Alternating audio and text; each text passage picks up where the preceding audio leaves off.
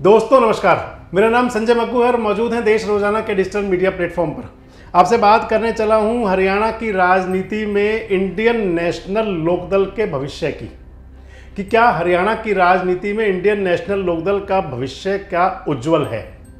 लोकसभा चुनाव में Indian national Lokdal कैसा प्रदर्शन कर सकता है।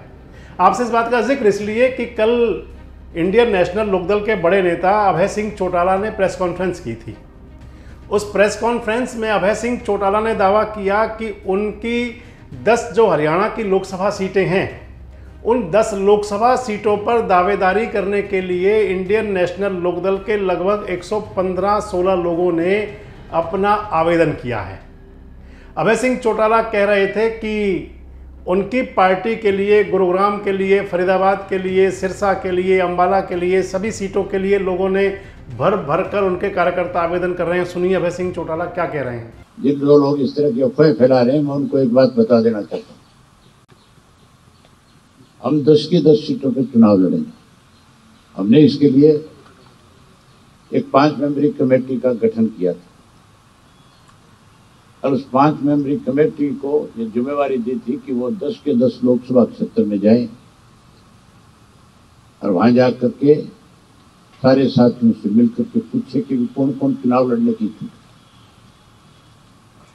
हमारे पास लोगों की तरफ अर्जी नहीं। कांग्रेस वाले कहते हैं कि हमारे पास तो एक लोकसभा क्षेत्र से 50-50 नाम आ गए। नाम तो 50 बताते हैं, टिकट लेने वाला कोई है ही नहीं। सबसे पहले तो हुड्डा भाग्या सोनीपत से, भाग्या नहीं भाग्या, शैलजा जी चली गई।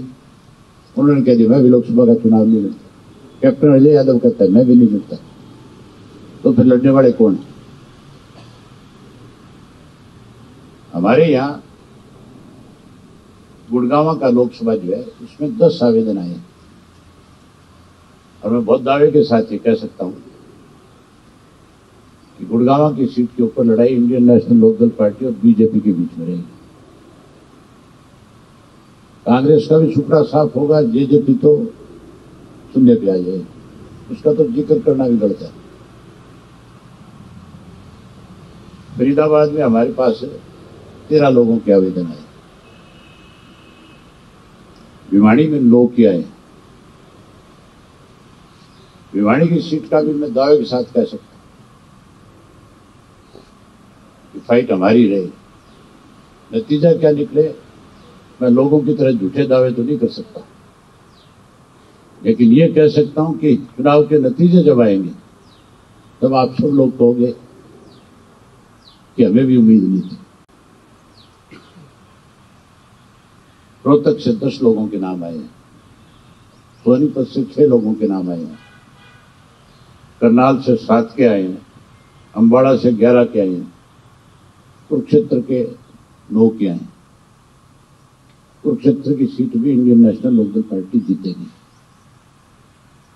ये सारे इकट्ठे हो जाएंगे फिर भी जीतेंगे। सिरसा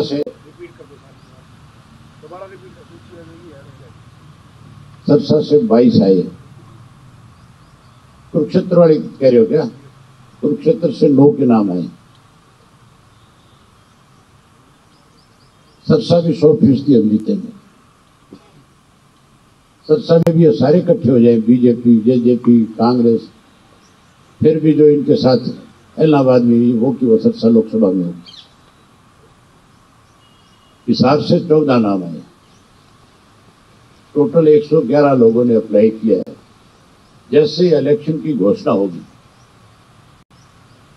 हम उसके बाद अपनी पार्टी की कोर कमेटी की बैठक बुलाएंगे और उस बैठक में इन सब नामों पर विचार करके कहाँ किस किस को चुनाव लड़ाया जाए उसकी घोषणा कर दें।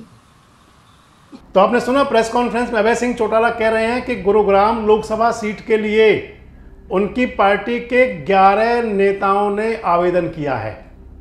अभय सिंह चौटाला कह रहे हैं कि गुरुग्राम लोकसभा सीट पर जो टक्कर होगी वो भारतीय जनता पार्टी और इंडियन नेशनल लोकदल की होगी। दावा कर रहे हैं अभय सिंह चौटाला गुरुग्राम को लेकर के कि गुरुग्राम लोकसभा पर कांग्रेस पीछे जाएगी और टक्कर में भी हम दोनों रहेंगे। अभय सिंह चौटाला सिरसा को लेकर भी दावा कर रहे हैं।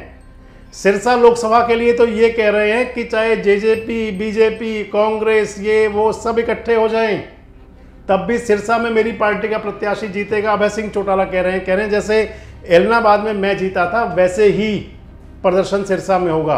कुरुक्षेत्र को लेकर के अभय सिंह चौटाला दावा कर रहे हैं, कह रहे हैं कि जब परिणाम आएंगे तो वो बहुत चौंकाने वाले होंगे। जब परिणाम आएंगे तो अखबार नवीसों से कह रहे थे कि आप खुद सोचेंगे कि क्या ऐसा भी हो सकता है। वैसे आपको क्या लगता है कि क्या ऐसा हो सकता है? आपको क्या लगता है कि अभय सिंह चौटाला जो दावा कर रहे हैं गुरुग्राम, सिरसा, कुरुक्षेत्र को लेकर के, क्या इनेलो ऐसा ही प्रदर्शन कर सकती है? क्या इंडियन नेशनल लोकदल वापस अपने स्वरूप में आ सकती है? और इसके साथ साथ एक बड़ी बात यह कि इनेलो के जो नेता अभय सिंह चौटाला अब अपील भी कर रहे हैं जेजेपी के कार्यकर्ताओं से कि जो पार्टी छोड़कर चले गए थे वो वापस आ जाएं, तो क्या उनकी अपील ये कारगर हो सकती है? कमेंट्स बॉक्स में आके अपनी प्रतिक्रिया जरूर दें और इस प्रकार के वीडियोस अपडेट्स के लिए हमारे साथ जुड़े रहें, देखते रहें देश रोजाना। हमारे साथ जुड़े रहने के लिए देखते रहिए देश रोजाना का यूट्यूब चैनल सब्सक्राइब कीजिए। साथ ही देश रोजाना की खबरें सबसे पहले देखने के लिए प्रेस कीजिए बेल आइकन।